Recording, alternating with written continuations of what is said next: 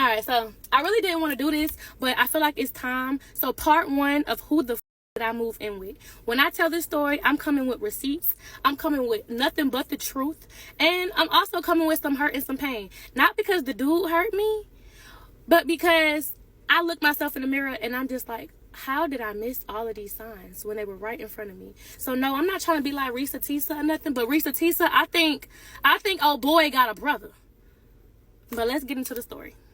I was going to call this story Surviving a Liar and a Manipulator, but who the did I move in with got a better ring to it. So I'm just going to go ahead and pull up the first receipt and get into this story. On May 12th, Mother's Day, I got a DM from a local Florida rapper, right? And all he said was my name. So I'm like, this could be this man trying to talk to me. This could be business. I didn't know really what it was for, but I was not in the whole like mood to be trying to talk to a dude because I had just got out of a relationship. So he says my name. I say his name back. He said, I got a question. I said, okay, what's up? Just ask me. He was like, first one, why you don't follow me back on here? I said, I just followed you back. He said, okay, second one, you got a man. Matter of fact, you married. Boom. That is how we started talking. Okay? That is how we started talking.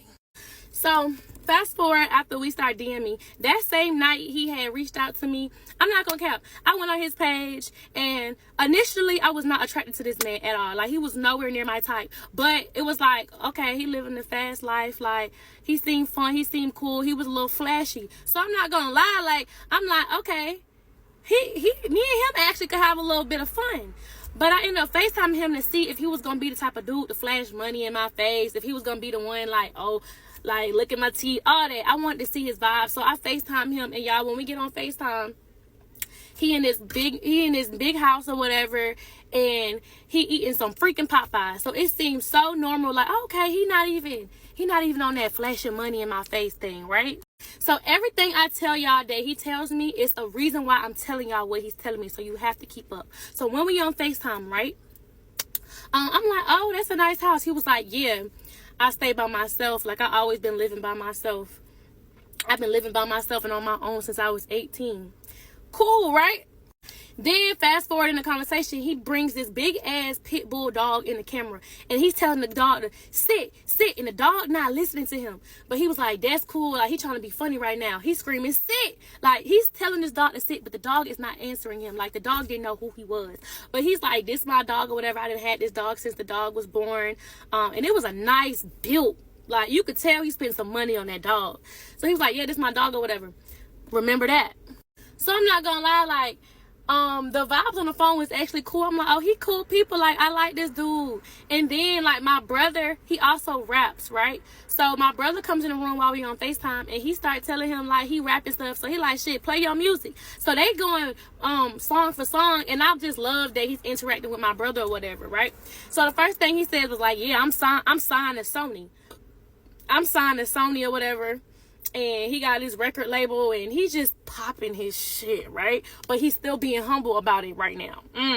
After the phone conversation, I took it upon myself to say, you know what? I actually like talking to you. Let's talk some more. So as we're talking more and more and more, we start FaceTiming a little bit more, and I'm starting to hear like a dude in the background. I'm like, who is this dude in the back? But I didn't ask him that because that's none of my business. But he was just like, man, my homeboy, we stay in the same neighborhood. He always at my house. Like, he ain't got no friends, and he be bored sometimes, so he just stay here. So I just let him stay on my couch.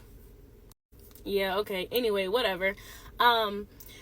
At this time, I was on the way to my sister's wedding, right? So I had a whole trip planned to go out the country, but my my layover was in Florida, y'all. So this was literally like maybe like a week or two after we started FaceTiming, and he was like, yo, since your layover is in Florida, I'm gonna get you another plane ticket. Cancel your plane ticket back home and just stay here so I can get to know you. Like, give me like 48 hours to win over your heart or whatever.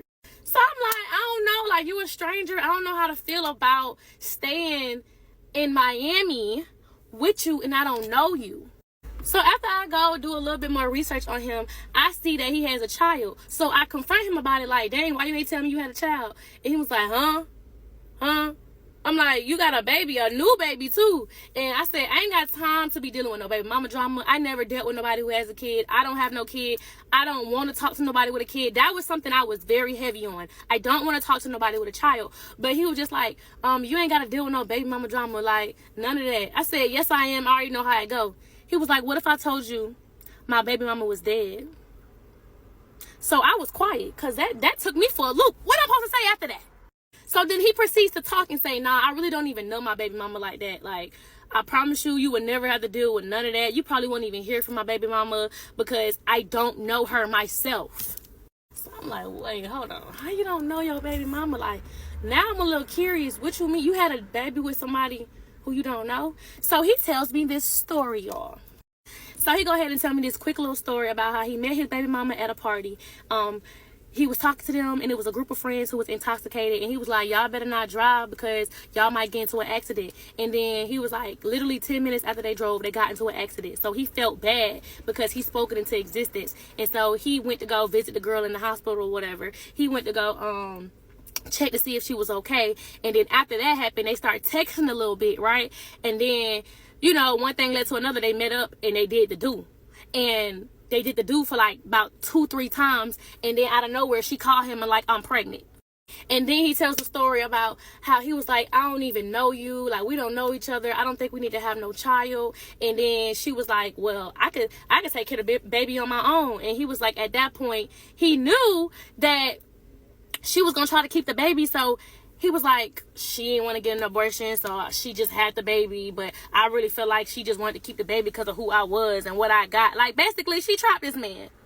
And since then, you know, like, she had a baby, but he don't know the girl. Like, that was how he kicked it to me the entire time, y'all. The entire time. Keep that in mind, please.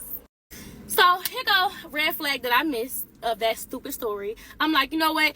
I'm gonna go to Miami with you. We're gonna have a good time. You got 48 hours to win me over. You want to win me over so bad? Show me something. So when I get there, y'all, this man pulls up in a red Corvette, a C8, whatever fucking car it was, but he pulls up in this little nice, fast, it was sexy, not gonna lie. And I'm thinking, why did he pull up in this? Because I knew he had a Hellcat at home, but I was wondering why he pulled up in that. And I was like, why you drive this? He said, I just ain't want to put my Hellcat on the road. I just wanted to drive my other car for a little bit. So he kicked it to me like he got this nice C8 Corvette. And I ain't say nothing of it at the time because I'm thinking he telling the truth. What he got a lot for? Like, this his car. And then I told him I wasn't going to be sleeping with him or like staying the night with him, right?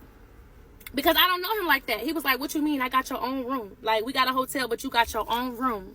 So I'm over here like, oh, he's respectful. This man ain't get a one hotel room. He made sure he got 2. He really just trying to show me a good time. He not trying to be disrespectful. So we vibing out. We riding. Like, Miami was cool. And then, like, when I was there, I spent most of my time in his hotel room anyway, right? But I still had my own room. Like, I had everything in there. I got ready in. Like, I was in that room, but not as much as I was in his room. That's truth.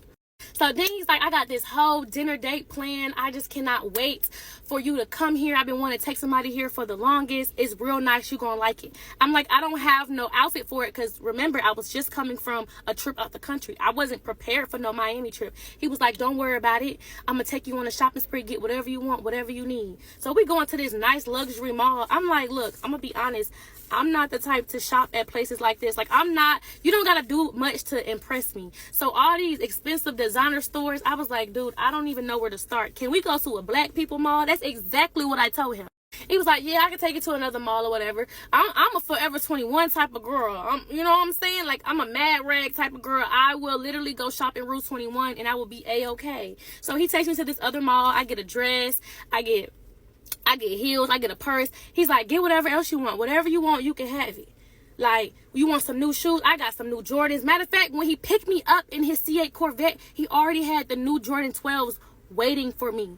Like, he already gave, I'm going to spoil you. I'm going to do everything that I can. So, like I'm saying, he's doing everything that's making me smile. And yes, it is spending money on me, but he's giving me this image of him being this big baller rapper in Florida. And he got it like that because, oh, One time we was on FaceTime, he was like, money good. Money good. You ain't never got to worry about nothing. Money straight.